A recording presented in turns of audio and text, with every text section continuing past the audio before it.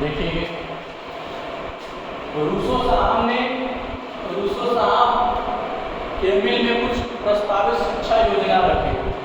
Rousseau द्वारा Emil में प्रस्तावित शिक्षा योजना, उन्होंने कुछ प्रस्तावित योजनाएं रखी, कुछ बातें रखी, समझ रहे हैं ना, जिसके अनुसार उन्होंने शिक्षा को क्रम से वर्णित किया, प्रारंभिक अवस्था से लेकर के अंतिम अवस्था तक वर्णित किया। किसको लेकर के? एमिल और सोफिया को लेकर के, ठीक है। तो प्रस्तावित किया तो उस शिक्षा योजना में सबसे पहला क्या बताया? प्रकृति का अर्थ। क्या उन्होंने बताया?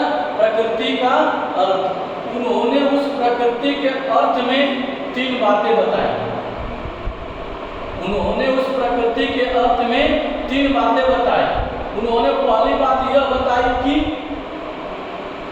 क्या बताई? पहली बात यह बताई कि जो जैसा शिक्षा लेना चाहता है उसको ऐसी शिक्षा देनी चाहिए।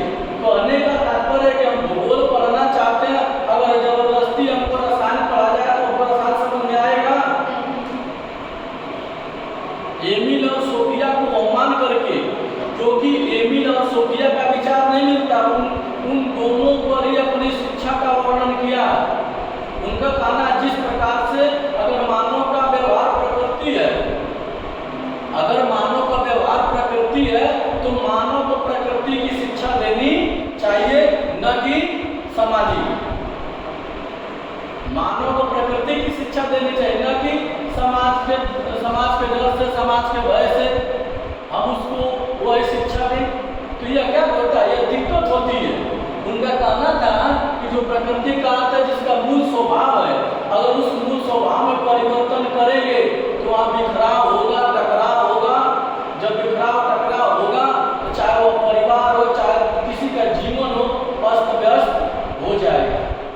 जिस प्रकार से एमिल केवल रिश्ता सामाजिक मानदंडों को बचाने के लिए सोफिया से अपना केवल क्या बचा रहा था? रिश्ता बचा रहा था, समझ रहे हैं ना? क्योंकि जो सोफिया थी रूढ़िवादी थी।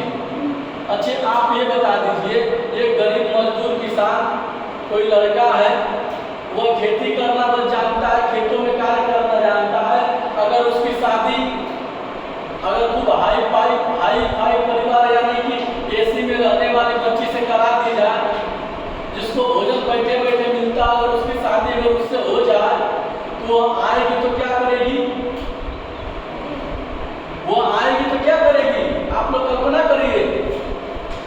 तो वह जो किसान लड़का रहेगा, वो अपने सामाजिक मानदंडों को बचाने के लिए घर की इज्जत को घर में ही रखना चाहेगा, घर की इज्जत को घर में ही रखना चाहेगा।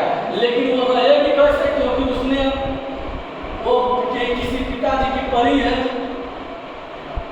एसी में रही है, अच्छे वातावरण में रही है, वह कैसे रहेगी?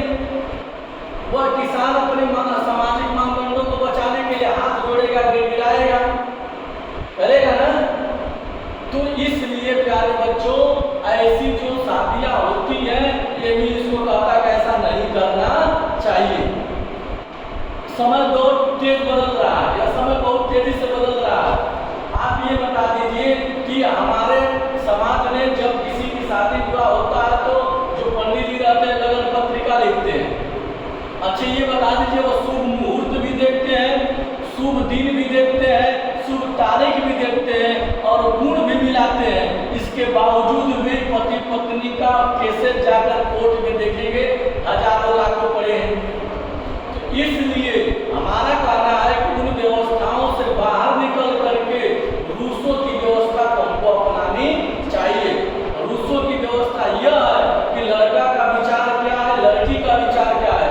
अगर लड़का का विचार अगर लड़की के विचार से मेल खा रहा हो तो उस शादी को करा देनी चाहिए, वो चाहे जिस जाति धर्म का हो।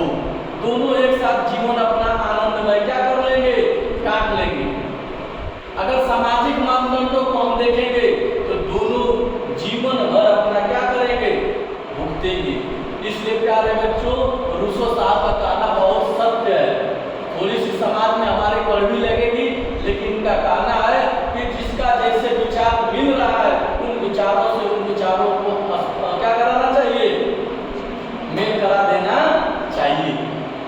वह जीवन बहुत दूर तक चलेगा। यह किसका कहना था? रूसो साहब का। अब आते हैं निषेधात्मक शिक्षा। रूसो साहब का कहना है कि जो शिक्षा है प्रारंभिक अवस्था में, बाल्य अवस्था में हमको बालक को सही नहीं बताना चाहिए, क्योंकि उसको गलत का ज्ञान कराना पड़ेगा। सत्य नहीं बताना चाहिए, क्योंकि असत्य भी बताना पड़ेगा।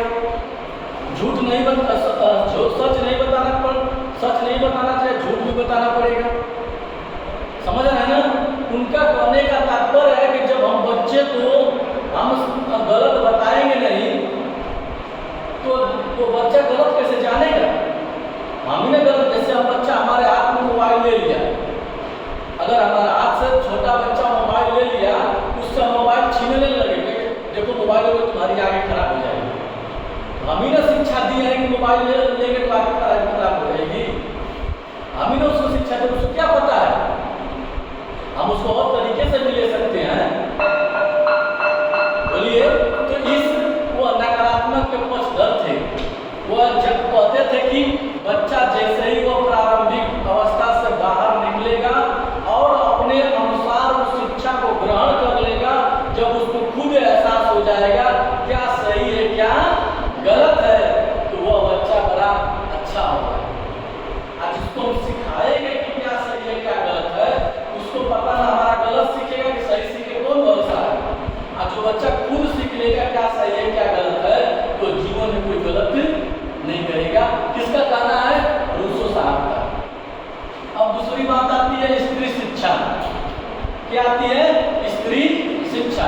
रूसो साहब चाहते थे कि स्त्रियां में क्या हो? शिक्षित। और रूसो साहब भी चाहते थे कि स्त्रियां क्या हो? शिक्षित हो। अगर वह शिक्षित होगी तो एक अच्छा परिवार होगा, अगर वह शिक्षित होगी एक अच्छे परिवार का निर्माण करेंगी, वो प्रकृति को समझेगी, वो समाज को समझेगी।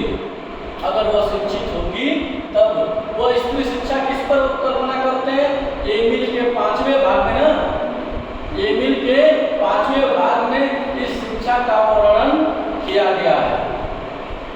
ठीक है, धन्यवाद।